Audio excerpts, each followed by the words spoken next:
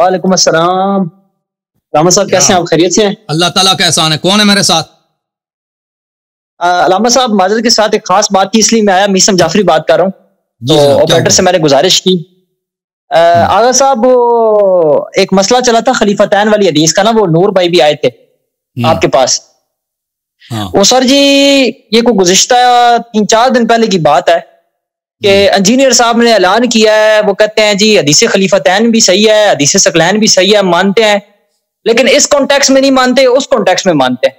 اب اس میرا تو context یہ میں دل کر رہا ہے مسلمانوں کے علماء کی یہ صورتحال دیکھتے ہوئے کہ میں دین اسلام سے ہی فارغ ہو جاؤں اور دین اسلام ہی چھوڑ دوں. کہ کبھی یہ کسی کشتی پر سوار ہوتے ہیں، کبھی یہ کسی کشتی پر سوار ہوتے ہیں، کہ اتنا انہوں نے ٹیبل کھڑکا کھڑکا کہ میں شریک مدلس ہے، شریک مدلس ہے، شریک مدلس ہے. ہمارے ایک بھائی ابو عماد بھائی گئے ان کے پروگرام میں، انہوں نے کہا جی آپ اس کی تدلیس ثابت کریں، اس کو مدلس ثابت کریں. آپ نے بھی چیلنج کیا تھا نا. جب یہ اس چیز پر بات آئی کہ آپ اس شریک کو مدلس ثابت کریں، تو انجینئر صاحب نے ساری باتیں چھوڑی. انہوں نے کہا جی ہم حدیث خلیفتین کو بھی صحیح مانتے ہیں، ثقلین کو بھی صحیح مانتے ہیں، لیکن اس کانٹیکس میں نہیں مانتے، اس کانٹیکس میں مانتے ہیں. اب ان کا پتہ نہیں کون سا کانٹیکس ہے. مجھے اللہ یاری صاحب آپ بتا دیں کہ یہ مسلمان علماء کا کیا صورتحال ہے ان کی، کہ کبھی یہ کسی کشتی میں سوار ہوتے ہیں، کبھی یہ کسی کشتی میں سوار ہوتے ہیں، اور رسول اللہ کے چند جملے یہ نہیں سمجھ پا رہے کہ رسول اللہ فرما رہے ہیں کہ میں تمہارے درمیان 2 خلیفتین چھوڑ کے جا رہا ہوں، ایک قرآن ہے، دوسری اہل بیت.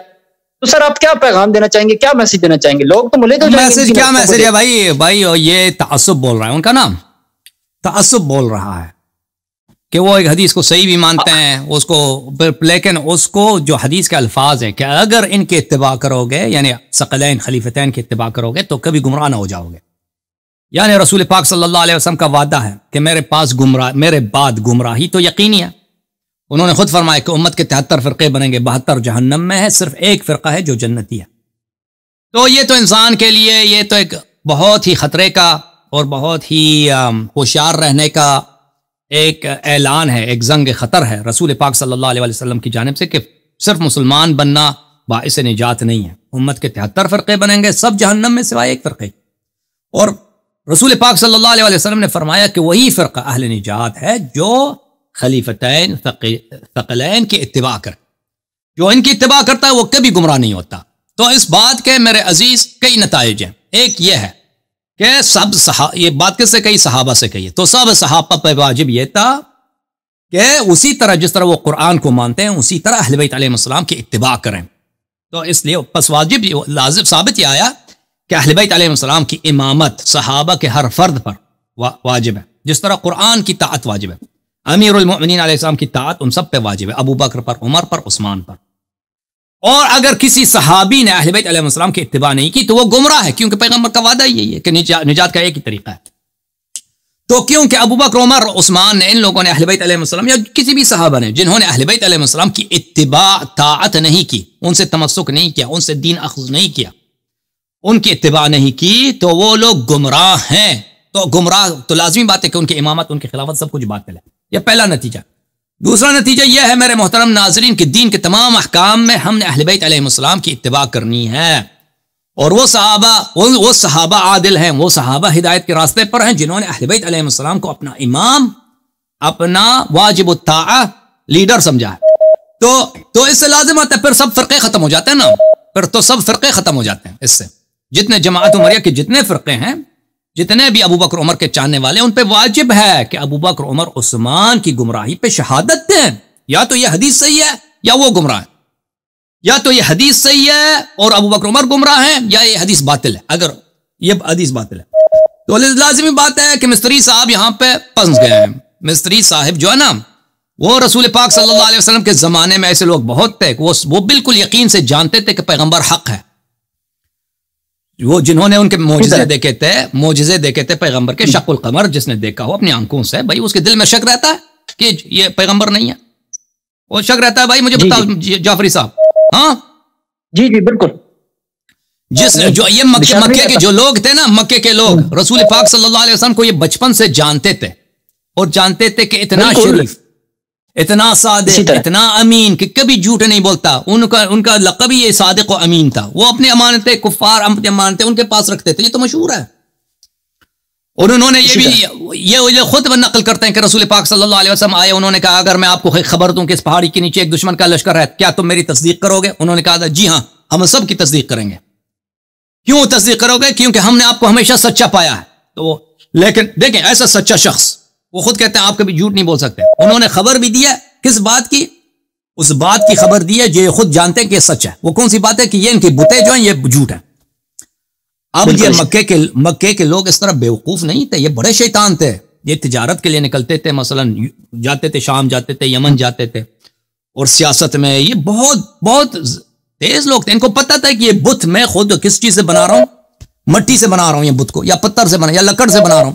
یہ بت تو میری مخلوق ہے, یہ میرا خالق نہیں ہے, یہ مجھے کیسے ضرر پہنچا سکتا ہے. یا وہ خود یہ جو عرب ہے نا, یہ بت بناتے تھے روٹی سے, آٹے وغیرہ سے بنا, کھجور سے یہ بت بناتے تھے, اس کی پوجا کرتے تھے, پر جب بھوک لگتی تھی اس کو کھاتے تھے. تو ان کو تو خود پتا تھا کہ بت باطل ہے. اب بات سنو بھائی صاحب. تو ایک ایسا پیغمبر آئے ہیں, یہ خود جانتے ہیں کہ یہ صادق و امین ہے, اور اس کی دعوت کیا ہے؟ دعوت یہ ہے کہ تمہارے جو یہ بات جو تم خود جانتے ہو کہ تمہارے بت یہ خطا ہے, یہ بت اللہ نہیں ہے, بھگوان نہیں ہے, خدا نہیں ہے, اس کا پیغام یہ ہے. اور اس کے ساتھ اس کے بڑے معجزات بھی ہیں اس پیغمبر کے. چاند کی طرف اشارہ کرتا ہے, چاند پھٹ جاتا ہے. کنکر کو ہاتھ میں لیتا ہے, کنکر ان کے ہاتھوں میں تسبیح پڑھنا شروع کر دیتا ہے. درخت کی طرف اشارہ کرتا ہے, درخت آ جاتا ہے سامنے, سر جھکا لیتا ہے, شہادتین پڑھتا ہے, پھر واپس چلا جاتا ہے. جانور ہوتے ہیں, شہادتین پڑھتا ہے ان کے سامنے. تو یہ تو سب انہوں نے دیکھا نا, وہ تو کسی کو شک نہیں تھا کہ یہ سچ کہہ رہے ہیں. تو اس کے باوجود انہوں نے انکار کیا نا. کیوں انکار کیا مجھے بتاؤ؟ یہ لوگ ان لوگوں نے کیوں انکار کیا؟ تعصب کی وجہ سے. صرف تعصب کی وجہ سے. تعصب کیوں؟ کہ اگر ہم مان لیں تو اس میں ہماری بے عزتی ہے, کیونکہ اس کا مطلب یہ ہوگا کہ ہم گمراہ تھے, اس شخص نے ہمیں گمراہی, اس کا احسان ہوگا ہم پر, اس نے ہمیں گمراہی سے نکال دیا, اور پھر ہمیں لازم ہوگا کہ ہم اس کی اطاعت کریں. ہم کیوں اس کی اطاعت کریں؟ ہم تو خود سردار ہیں, ہم اس کی کیوں اطاعت کریں؟ ہم پہ لازم ہوگا, ہم پھر اعتراف کریں گے کہ اس کا یہ جو اس کے خاندان کو جو برتری ملی ہے وہ سب پہ فخر کر, ہمارے خاندانوں سے یہ بہتر ہے, اور ہمارے جو آباد ہے وہ سب جہنم میں, اعتراف کرنا. تو بھائی تو جھٹلاؤ, نہ صرف جھٹلاؤ, مارو, قتل کرنے کی کوشش کرو, گالی دے دو, پھر جو ہے لشکر جمع کرو, دوسری شہر میں چلے گئے لشکر لے کے جاؤ دوسری شہر میں, وہاں پہ ان کو تہس نہس کرنے کی کوشش کرو, حالانکہ سب پتہ ہے کہ یہ سچ کہہ رہے ہیں, ان کی بات صحیح, ہماری بات غلط ہے. تو انجینئر صاحب کی ابھی جو جس مشکل میں پھنس گئے ہیں, وہ بالکل ان کی پرابلم وہ ابو سفیان والی پرابلم ہے, بالکل ابو سفیان والی پرابلم ہے. ہاں اگر ابو سفیان کا پرابلم کیا ہے؟ ابو سفیان بخوبی جانتے ہیں کہ رسول پاک صلی اللہ علیہ وسلم جو میسج لے کے آئے یہ سچ ہے, لیکن مشکل یہ ہے اگر اعتراف کریں, یعنی ابھی میں اعتراف کروں کہ میں اتنے عرصے غلطی میں تھا, میں کیسے اعتراف, اور پھر میں اس کی اطاعت کروں, مجھے لازم ہوگا کہ اور میرے جو غلط طریقے ہیں ان کو ترک کروں, اور یہ جو ہے میں اس کو مان نہیں سکتا. تو ابھی مرزا صاحب کی جو پرابلم ہے, مستری صاحب کی جو پرابلم ہے, بالکل ابو سفیان ابو جہل والی پرابلم ہے. ابھی وہ اگر وہ ان کو پتا ہے کہ حدیث صحیح ہے, یہ بات کہنے سے پہلے بھی ان کو پتا تھا کہ یہ صحیح ہے, ابھی نہیں ہے کہ ابھی پتا چلا, وہ پہلے بھی جب کہہ رہے تھے نا کہ شریک جو ہے مدلس ہے, اس وقت بھی اس کو پتا تھا کہ حدیث صحیح ہے, ابھی سے نہیں ہے, اس وقت بھی پتا تھا کہ حدیث صحیح ہے. کھڑکا کے بلا کے اتنی بدتمیزی کی انہوں نے, اور ٹیبل کھڑکا کے ٹیبل ٹوٹنے والا ہوگا, شریک مدلس ہے. اور جب آپ کے کہنے پر یا دوسرے ہمارے دیگر دوست گئے نا, انہوں نے کہا جی اس کی تدلیس ثابت کرو تم, تو وہ تو ان سے ثابت ہوئی نہیں. پھر انہوں نے پرابلم جو ہے نا, کہتے ہیں ہم خلیفہ بھی مانتے ہیں. قرآن مجید میں ہے کہ فرعون والے سے حضرت موسیٰ علیہ السلام نے کہا وَجَحَدُوا بِهَا وَاسْتَيْقَنَتْهَا أَنفُسُهُمْ, کہ فرعون اور قوم فرعون کو بخوبی پتا تھا, ان کو 100% پتا تھا, کیونکہ موسیٰ علیہ السلام کو وہ اچھی طرح سے جانتے تھے. موسیٰ علیہ السلام فرعون کے محل میں پلا بڑا تھا, اس کو فرعون بخوبی جانتا تھا کہ یہ نوجوان جو ہے یہ اتنا پیارا نوجوان ہے, اتنا سچا ہے, اس کا اخلاق اتنا پیارا ہے کہ اس جیسا بہترین شریف آدمی دنیا میں نہیں ہے. اس کو فرعون کو بخوبی پتا تھا موسیٰ علیہ السلام کتنے عزیز ہیں, کتنے پیارے ہیں, اخلاق میں, سچ بولنے میں, امانت میں, علم میں, ہر لحاظ سے. قرآن فرماتا ہے وَجَحَدُوا بِهَا وَاسْتَيْقَنَتْهَا أَنفُسُهُمْ, انہوں نے اس حالت میں موسیٰ علیہ السلام کو جھٹلایا کہ ان کے قلب میں یقین تھا کہ موسیٰ سچے ہیں, قلب میں یقین تھا کہ موسیٰ سچے ہیں, لیکن بولا کہ نہیں آپ جادو کر رہے ہیں, آپ جو ہے نا آپ کو غلط فہمی ہو گئی, آپ غلط کر رہے ہیں. تو مستری صاحب کی جو پرابلم ہے وہ ابو سفیان والی پرابلم ہے, اور فرعون کے قوم والی پرابلم ہے. کہ حق واضح ہو گیا ہے لیکن قبول نہیں کر سکتے ہیں. یہ پرابلم ہے ان کا. اگر سب وہ ایک بات کرتے ہیں نا, وہ کہتے ہیں جی ہم خلیفتین کو مانتے ہیں, ثقلین بھی مانتے ہیں, لیکن اس کانٹیکسٹ میں نہیں مانتے. وہ کہتے ہیں نبی کا خلیفہ صرف قرآن ہے.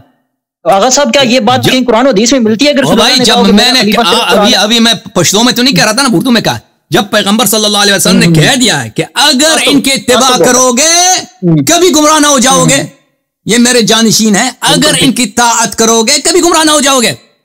یعنی ان کی طاعت تم سب پہ فرض ہے. کس کی؟ قرآن کی اور اہل بیت علیہ السلام کی, اور یہ کبھی ایک دوسرے سے الگ نہیں ہوں گے.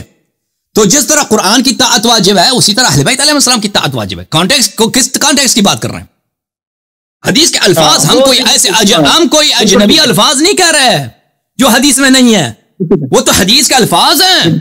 اس حدیث کو اگر انہوں نے مان لیا تو ان کو ماننا پڑے گا ان کے بت باطل ہیں, بت کو توڑنا پڑے گا ابو بکر عمر کی, ان کی امامت باطل ہو جائے گی. ان کا اعتراف کرنا پڑے گا کہ ان کا طریقہ ہی بالکل شروع سے باطل ہے. اہل بیت علیہ السلام ہی کے اتباع میں حق ہے.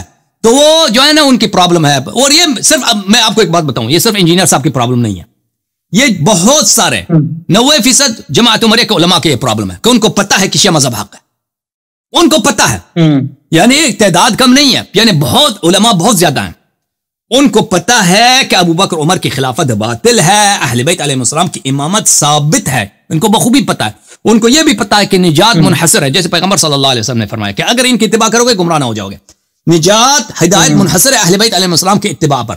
لیکن وہ مشکل ان کا کیا ہے؟ وہی ابو سفیان والی مشکل, ابو جہل والی مشکل, فرعون کی قوم والی مشکل. اوکے, بالکل ٹھیک, ان کی پرابلم کو سمجھ لیں. ہاں اوکے, تھینک یو سر, خدا حافظ. بالکل ٹھیک. اچھا ایک نہیں ایک چھوٹی سی بات کرنی ہے علامہ صاحب. معذرت آپ کافی دیر سے کر رہے ہیں, اللہ تعالیٰ آپ کو استقامت دے, آپ کی محنتیں اللہ تعالیٰ آپ کو سلامت رکھے. اچھا ایک کلپ بڑا وائرل ہوا ہے آج کل, انجینئر صاحب نے آپ کا تذکرہ کیا نا بائی نیم, تو انہوں نے کہا کہ جی اللہ یاری صاحب کے جو اعتراضات ہیں نا ان کا جواب میرے پاس نہیں ہے. وہ کہتے ہیں کہ جی چندے تم لوگ لیتے ہو, بریلویوں دو بندیوں والے حدیثوں, تم جو لوگ جواب دو اللہ یاری صاحب کو. نہیں وہ کہہ رہے ہیں کہ کہتے ہیں کہ میں اگر اللہ یاری کا جواب دوں تو مجھ پہ 295 سی لگے. 295 سی جو ہے نا, 295 سی جو ہے نا, مجھے جہاں تک مجھے اطلاع ملی ہے وہ یہ ہے کہ اگر کوئی شخص رسول پاک صلی اللہ علیہ وسلم کی بے حرمتی کرے تو اس کو سزائے موت ہے, حکومت پاکستان کی جو قانون ہے. تو یہ عجیب بات ہے. وہ کہہ رہے ہیں کہ اگر میں اللہ یاری سے ابو بکر عمر پہ گفتگو کروں تو مجھ پہ 295 سی لگے گا, یعنی گستاخی رسول صلی اللہ علیہ وسلم کا مقدمہ مجھ پہ چلے گا. تو بھائی یہ کیا بکواس ہے؟ او بھائی ابو بکر عمر کی دفاع کے لیے, ان کی خلافت کی دفاع کے لیے تم پیغمبر صلی اللہ علیہ وسلم کے کیوں بے حرمتی کرو گے؟ ٹھیک ہے نا, شاید ان کا طریقہ کار یہی ہے, شاید ان کا ایک اعتراف ہے کہ ابو بکر عمر کی آپ خلافت اس وقت تک ثابت نہیں کر سکتے جب تک پیغمبر صلی اللہ علیہ وسلم کی رسالت کا انکار کریں. شاید اس کا مقصد یہ ہے, اسی لیے ان پہ 295 سی چلے گا نا. اور کیا طریقہ کار ہو سکتا ہے؟ علامہ صاحب پریشر بہت ہے ابھی آپ کی ویڈیوز کی وجہ سے, پریشر بہت زیادہ ہے. اندرونی طور پہ ہمیں پتا چلا ہے کہ انجینئر صاحب کے اوپر پریشر بہت ہے کہ آپ اگر سچے ہیں تو علامہ صاحب کے سامنے بیٹھے ہیں, اللہ یاری صاحب کے سامنے بیٹھے ہیں. آج کل نا وہ آپ کا تذکرہ بھی نہیں کرتے نا, کیونکہ انہوں نے پابندی لگا دی ہے. پچھلے دن انہوں نے کہا ہے کہ جی حدیث خلیفتین پر آپ سوال ہمارے شو میں نہیں کر سکتے, یہ سوال ہم نے بین کیا ہوا ہے, یعنی کہ رسول اللہ کی حدیث کو ہم نے بین کر دیا ہے. اور پھر وہ کہتے ہیں کہ جی, اور ہمیں اندرونی طور پر یہ پتا چلا ہے ان کے اسٹوڈنٹس کی طرف سے بڑا پریشر ہے کہ آپ کے مقابلے کا بندہ اب آ گیا ہے, اگر آپ نے بات کرنی ہے تو میدان میں آئے. تو یہ آپ کی ویڈیوز سے, اور میں جتنے بھی یوٹیوبرز ہیں اس حوالے سے جو کام کر رہے ہیں, خدا آپ کو بھی سلامت رکھے, آپ کی بھی توفیقات خیر میں اضافہ کرے. پریشر بہت زیادہ ہے, آپ اس کا اظہار نہ کریں تو یہ اپنی جگہ پہ بات. بہرحال میری بہت ساری دعائیں سر آپ کے لیے, آپ کی وجہ سے اللہ تعالیٰ نے ہمارے سروں کو بلند کیا, اور خدا سلامت رکھے سر. آپ بہت شکریہ, خدا آپ کو جزائے خیر دے, بہت مہربانی. میری وجہ سے نہیں ہے, میری وجہ سے نہیں, میں آپ کا خادم ہوں. سب احسان, سب تفضل ہمارے آقا ہمارے سید مولا امام عصر علیہ الصلوۃ والسلام کی. پورا عالم ان کے صدقے اور ان کے دسترخوان کے ٹکڑے کار ہیں, پورے عالم, پوری دنیا. ہم ان کے خادم ہیں, ہم ان کے نوکر ہیں, ہم ان کے روسیا, شرمندہ, سرفگندہ, غلام, نوکر کہلانے کے لائق بھی نہیں ہے. تو الحمدللہ آپ تو شیعہ ہیں, اللہ تعالیٰ آپ سب کو عزت دے, کیونکہ آپ مولا کے شیعہ ہیں. آپ کا سر ہمیشہ بلند, ہمیشہ آپ کا لوگوں کا سر بلند ہے. کب رہا ہے تاریخ میں کہ کسی نے یہ اس کو امیر المؤمنین علیہ الصلوۃ والسلام کی غلامی سے اس کو شرمندگی احساس ہوا ہے دنیا میں؟ بھائی ایسا کبھی ہوا ہے تاریخ میں؟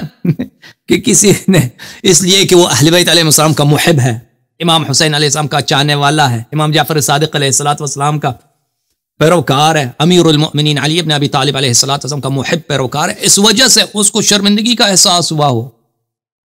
کبھی نہیں ہوا. سر ہمیشہ شیعہ کا فخر سے بلند ہے. سر اس کے سر پہ، اس کے گردن پہ تلوار لٹک سکتا ہے، لیکن وہ شرمندگی سے جھک نہیں سکتا اس کا سر. ٹھیک ہے نا؟ یہ کیوں ایسا ہے؟ کیونکہ یہ امیر اہل بیت علیہم الصلوۃ والسلام اللہ کے نور ہے. اہل بیت طاہرین علیہم الصلوۃ والسلام حق ہیں، ان کا ہر پہلو، ہر لحاظ سے وہ حق ہیں، کمال الحق، حق ان کے ساتھ. اور اس کے مقابلے میں آپ دیکھیں جماعت عمریہ کے علماء ادھر آتے ہیں، ہم کو عمری کہتے ہیں، آپ نے ہماری توہین کیا. ٹھیک ہے نا؟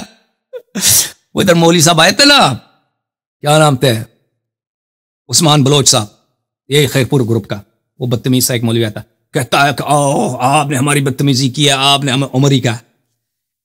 وجہ کی بات یہ کہ عمریوں کو عمری کہہ دو تو یہ اپنے لیے خود کہتے ہیں ہم نے ہمیں گالی دی، توہین کیا. جماعت عمریہ کہتا ہے نا ان کو، تو کہتے ہیں ہمیں یہ نہ کہا کرو. وہ خود اپنے پروگرام، انہوں نے اپنے گروپ کا نام لکھا ہے ضرب حیدری. تو شیعوں کے مقابلے میں آتے ہو نا، اپنا نام وہ رکھو نا، ضرب ابو بکری رکھو. ابو بکر کا کیوں نہیں رکھتے؟ مولوی عبد الجبار اوے اپنے گروپ کا کام کیوں نام نہیں رکھتے ضرب ابو بکری یا ضرب عثمانی یا ضرب عمری؟ کیوں نام نہیں رکھتے؟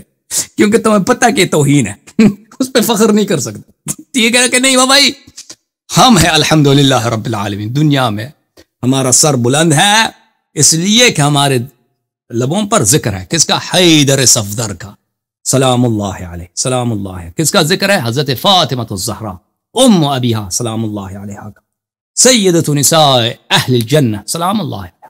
کس کا ذکر ہے؟ امام حسن مجتبی علیہ السلام کا. ہائے ہائے ہائے ہائے ہائے ہائے، سبحان اللہ سبحان اللہ سبحان اللہ. دل جھوم جاتا ہے، اللہ جانتا ہے، دل جھوم جاتا ہے، روح پرواز کرنے لگتی ہے عرش کی طرف جب نام مبارک لبوں پہ آتا ہے مولا امام حسن مجتبی علیہ السلام، شبیہ رسول اللہ صلی اللہ علیہ وآلہ وسلم کی. ہمارے لبوں پہ کس کا ذکر ہے؟ ہمارے دلوں میں کس کی داغ ہے، کس کی محبت ہے؟ ہاں، وہ جو شبیہ رسول صلی اللہ علیہ وآلہ وسلم، شبیہ امیر المؤمنین علیہ السلام ہے، حضرت امام حسین ابن فاطمہ الزہرا بنت رسول اللہ صلی اللہ علیہ مجمعین. ان کا ذکر مبارک ہمارے لبوں پر ہے، ہمارے دلوں میں ان کی محبت ہے، ہمارے آنکھوں میں ان کے لیے آنسو، ان کے غم میں آنسو ہے. تو ہم تو ہمیشہ الحمدللہ رب العالمین، الحمدللہ. شیعہ جہاں بھی ہے نا، دنیا میں جدھر بھی ہیں، اقلیت میں ہیں، وہ کم ہیں بیچارے، خطرے میں وہ جیسے بھی ہوں، ان کی زندگی کے ایک ہی امید ہے، اللہ جانتا ہے یہی، اللہ کی قسم یہی ہے کہ ہماری امید ہمارے اعمال پہ نہیں ہے، ہم گناہ کار لوگ ہیں کہ ہماری نجات ہوگی اس لیے کہ ہم بہت نیکوکار ہیں. نہیں، ہم بڑے گناہ کار ہیں، لیکن ہماری امید اس بات پر ہے کہ ہمارے دلوں میں پنجتن پاک علیہ السلام کی محبت ہے، ہمارے دلوں میں پنجتن پاک علیہ السلام کے فضائل پر، ان کے مقامات پر ایمان ہے. اس لیے ہم اپنے آپ کو اہل نجات سمجھتے ہیں، اس لیے یہ ہماری زندگی کا مقصد ہے، اسی لیے ہماری زندگی کی امید ہی یہی ہے کہ ہم ائمہ ابرار علیہ السلام کے محب ہیں، ان کی پیروکار ہیں، ان کی شیعہ ہیں. الحمدللہ رب العالمین، الحمدللہ سلام اللہ علیہ مجمعین. ابو بکر عمر ابو بکر، چلیں بھائی آپ کو غصہ نہ آ جائے، ہم ابو بکر عمر پہ ہنستے ہیں نہیں ہنستے، پتہ نہیں کس پہ ہنسی آئی ہے. ابو بکر عمر، آپ کے ابو بکر عمر کہنے پہ ہنسی آئی ہے جماعت عمریہ کی، کہ جب خود تمہاری کتب اتنی بری پڑی ہیں ان کے کرتوتوں سے، ان کے شرمناک افعال سے، دفاع کرنے کے لیے ادھر کوئی نہیں آتا ابو بکر عمر. سب ادھر عمریہ کے مولوی آتے ہیں، کیا کہتے ہیں؟ قرآن دکھاؤ قرآن دکھاؤ. اور کوئی ابو بکر عمر کا بھی دفاع کرو کہ آپ نے یہ جملے کہتے ابو بکر عمر کے خلاف، یہ غلط کہتے. عائشہ کے رضاء کبیر کے متعلق آپ نے غلط کہتے، سورہ تحریم میں آپ کی تفسیر غلط تھی، وہ چیلنج کرو نا. اے مولوی خیرپور والے، لاہور والے، کراچی والے مولوی حضرات، بمبئی والے، لکھنؤ والے مولوی حضرات، کہاں ہو تم؟ ٹھیک ہے نا، آ جاؤ چیلنج کرو مجھے، بولو ابو بکر عمر کے متعلق تم نے، اللہ یاری نے یہ جملے جھوٹ بولے ہیں، یہ ہماری کتابوں میں نہیں ہے. بولو تم کیوں چیلنج نہیں کرتے؟ تم یہ تو کہتے ہیں کہ تم بے احترامی گستاخی کرتے ہو. میں بے احترامی گستاخی کرتا ہوں؟ یہ سب لفظ کے لفظ آپ کی کتب میں موجود ہے. تو ہمیں انسی تو آنی چاہیے نا کہ جب پھر اس کے باوجود ابو بکر عمر کے تم نعرے لگاتے ہو. ٹھیک ہے کہ بھائی کہ نہیں؟ اوکے ہمارے پاس کالر ہیں بھائی.